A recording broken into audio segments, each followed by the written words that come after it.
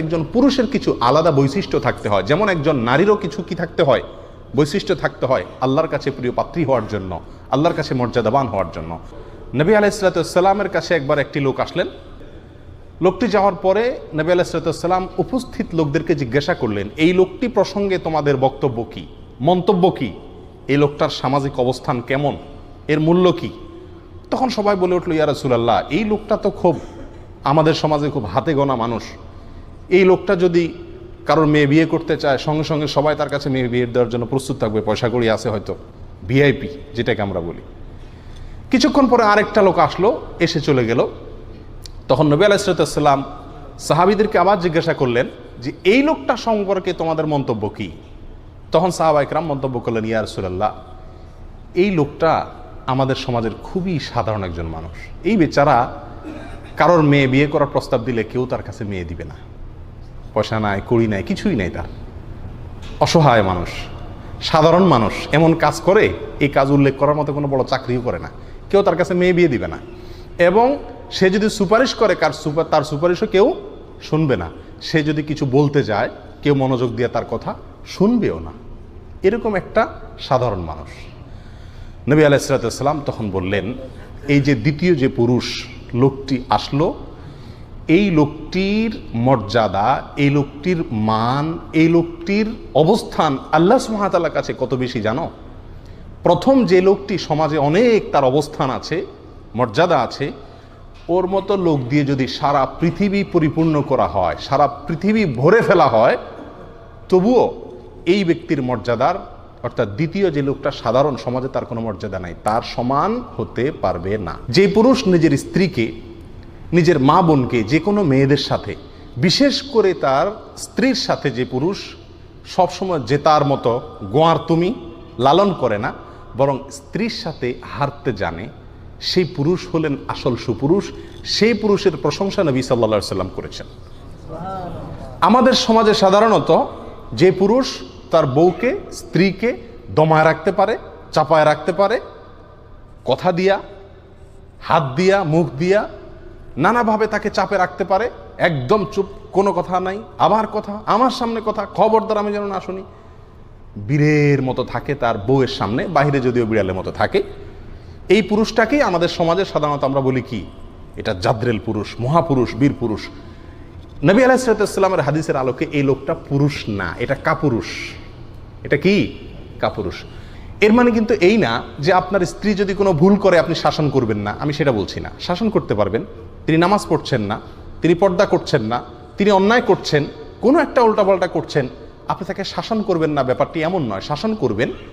এখানে যেটা বলা হচ্ছে সেটা হলো সাধারণ স্বামী স্ত্রীর মধ্যে ঝগড়াঝাটি লাগে না, অনেক অহেতুক বিষয় নিয়েও তো দেখা যাচ্ছে লেগে যায়, কথা কাটাকাটি হয়, বা যে কোনো বিষয় নিয়ে পারস্পরিক অনেক সময় কথা কাটাকাটি হয়, এবং এর সঙ্গে দিনের সম্পর্ক, দিনী বিষয়ের সম্পর্ক খুবই কম থাকে।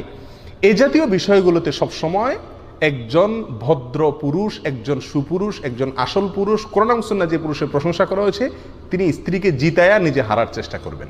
নবী আলাইহিস সালাম একবার আম্মা জান আয়েশা রাদিয়াল্লাহু তাআলা আনহার সঙ্গে দৌড়ের প্রতিযোগিতা দিলেন।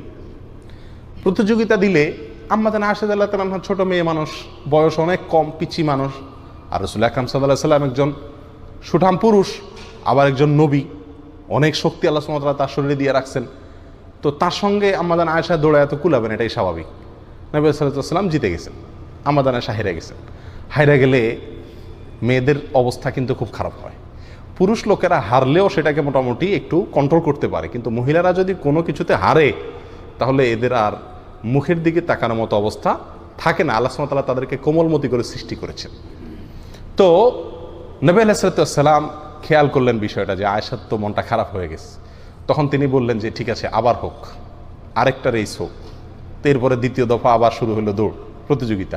সেই দৌড়ে নবী আলাইহিস সালাম ইচ্ছাকৃত হেরে গেলেন, আম্মা জান আয়েশাকে জিতে দিলেন। আর জিতার পরে তো খুশির শেষ নাই আর। এই ঘটনা আমাদেরকে কি শিক্ষা দেয়? দুনিয়াবি বিষয়ে পারস্পরিক যে সমস্ত ঝগড়া গন্ডগোল নিজেদের ভিতরে টুকটাক হয়, টুনটান হয়, এগুলোতে সবসময় স্ত্রীর সঙ্গে জেতার চেষ্টা করতে নাই। আজ আমাদের পারিবারিক জীবনে যত অশান্তি হয়, এসব অশান্তিগুলোর একটা মৌলিক সমাধান এই পয়েন্টের ভিতরে রয়েছে।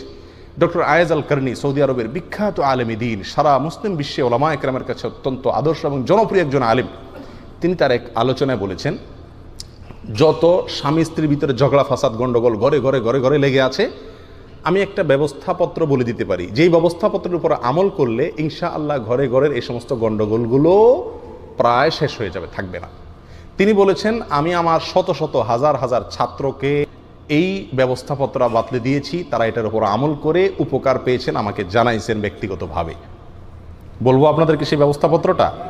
সেই ব্যবস্থাপত্র হলো, তিনি বলেছেন, আপনার সাথে আপনার স্ত্রীর সাথে যদি কোনো বিষয় নিয়ে ঝগড়াঝাটি শুরু হয়, গন্ডগোল ফাসাদ শুরু হয়, আপনি একেবারে বিড়ালের মতো হয়ে যান, বাঘের মতো না হয়ে কিসের মতো হয়ে যান?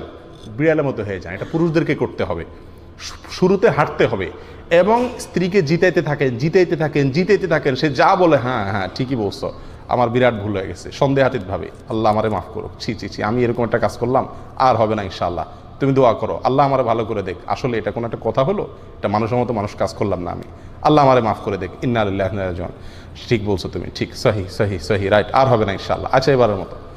একেবারে বিড়ালের মতো হয়ে মাফ চান তার কাছে এবং একেবারে ছোট হয়ে যান। কি হবে জানেন? এরপরে মহিলার যত জিদ আছে, এই সব জিদ মেটানোর পরে সে আস্তে করে নরম হয়ে যাবে। এরপরে আপনার পালা। এবার আপনি তাকে যদি নরমভাবে, সুন্দরভাবে, হাসি মুখে একেবারে আচ্ছা তরে সাইজ করে দেন, তুমি কি এটা ঠিক করলা, এটা কি বললা, স্বাভাবিক হওয়ার পরে, তারপরে দেখবেন ইনশাআল্লাহ খুব একটা অসুবিধা হবে না। তার যদি কোনো ভুল থাকে সেটা আপনি সুন্দরভাবে যদি ধরাই দিতে পারেন, বিনয়ের সাথে, মহব্বতের সাথে, ইনশাআল্লাহ সে বুঝতে পারবে এবং ভবিষ্যতে এই ভুলগুলো আস্তে আস্তে কমতে থাকবে। আর যদি সে চেতে গেছে কোনো বিষয় নিয়ে, আপনি সাথে সাথে চেতা শুরু করে দেন, তাহলে কি হবে? লোহায় লোহায় ঘষাঘষি লাগলে আগুন ধরে যাবে, জ্বলে পড়ে সব ছাই হয়ে যাবে, সংসার শেষ হয়ে যাবে।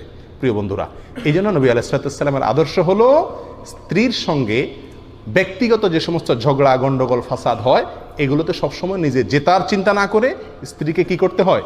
জিতায় দিতে হয়।